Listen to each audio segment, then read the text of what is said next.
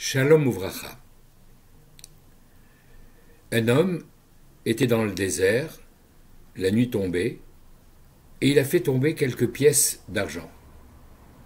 Il essaye de les trouver, mais impossible. Une caravane arrive, il arrête. Un des voyageurs lui demande « Je t'en prie, donne-moi un peu de lumière, éclaire-moi pour que je retrouve mes pièces que je viens de perdre. » Et il lui dit « Mais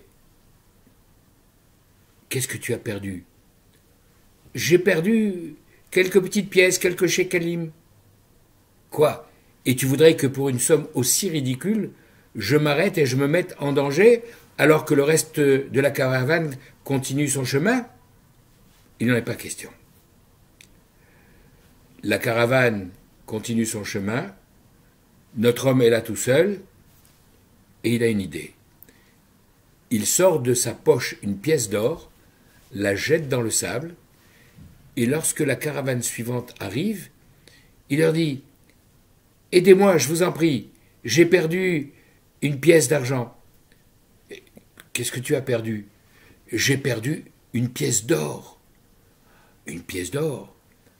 Alors pour quelque chose qui a tant de valeur, ils acceptent de s'arrêter et de l'aider.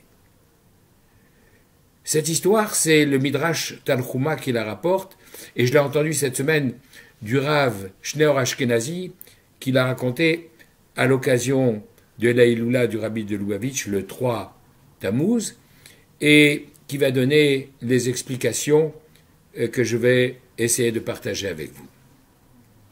Toujours est-il que cette première histoire, avant la deuxième qui va suivre, cette première histoire vient nous suggérer, à propos de cette parashat Roukat, où on voit l'incident du rocher que Moshe Rabbeinu a frappé au lieu de lui parler comme le lui avait demandé l'Éternel, c'est à cause de cet événement que Dieu lui dit « Puisque vous ne m'avez pas sanctifié aux yeux des enfants d'Israël, alors aussi bien Aaron, le pauvre, qu'est-ce qu'il a fait pour être embarqué sur cette galère ?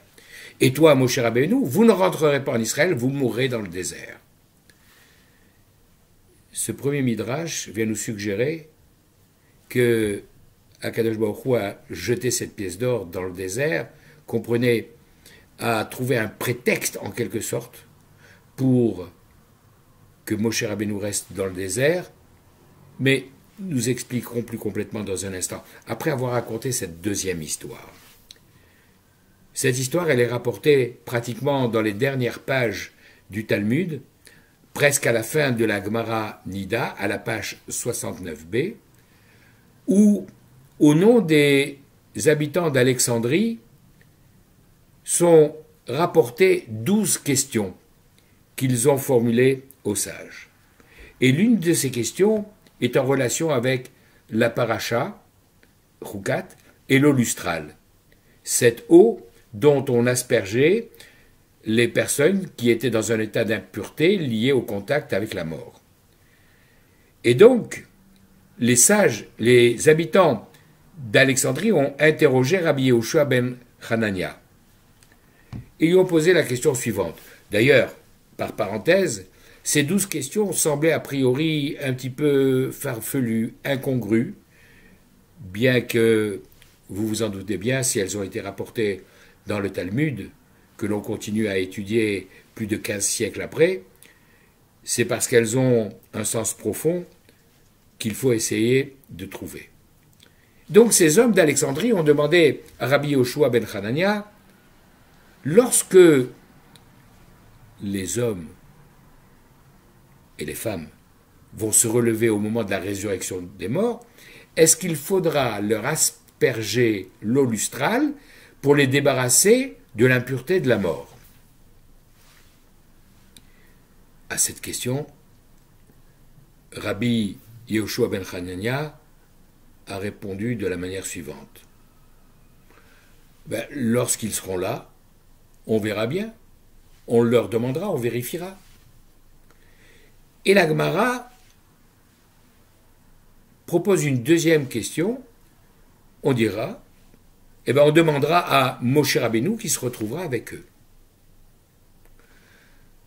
Alors, même si les questions sont un peu farfelues, on peut s'interroger sur la manière dont ce sage a répondu, parce que on apprend dans les Pirkei Avot que quand tu sais pas, tu dis je ne sais pas. Qu'est-ce que c'est que cette manière de dire eh bien, quand ils seront là, on vérifiera, on fera des analyses. Et puis, si tant est qu'il puisse y avoir différents avis entre lesquels on n'arrive pas à se départager, on dit tekou.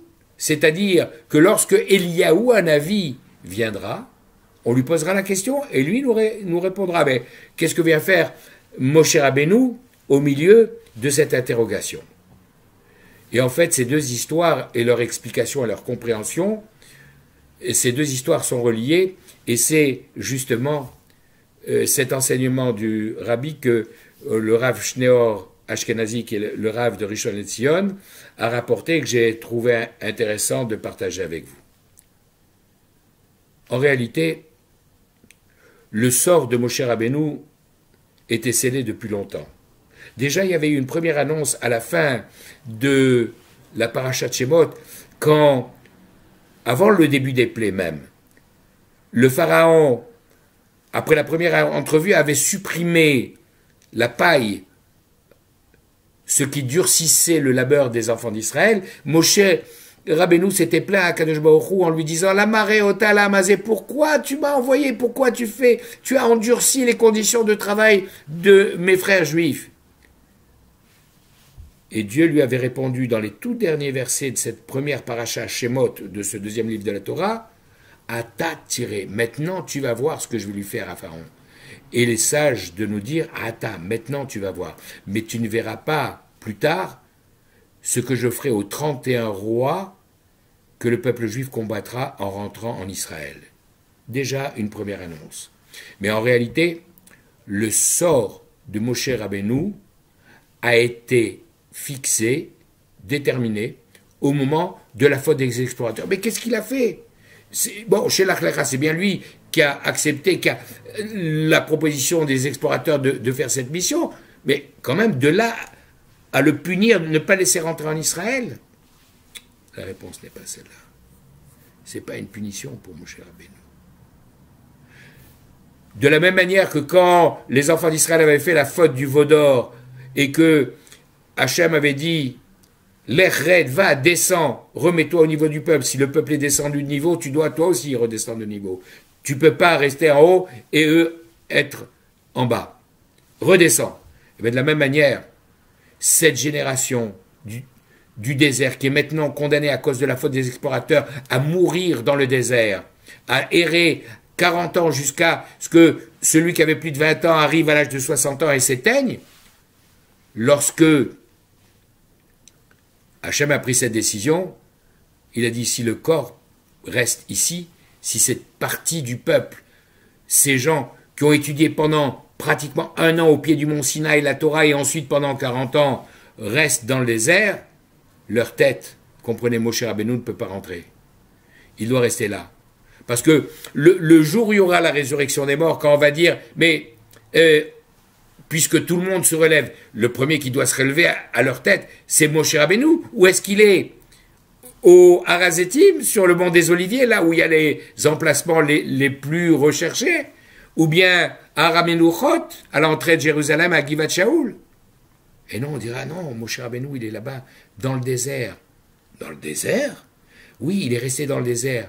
Parce que, en allant lui demander à lui de se relever, on fera relever également toute la génération du désert, comme ces petites pièces qu'on cherchera en même temps que la pièce d'or de la première histoire.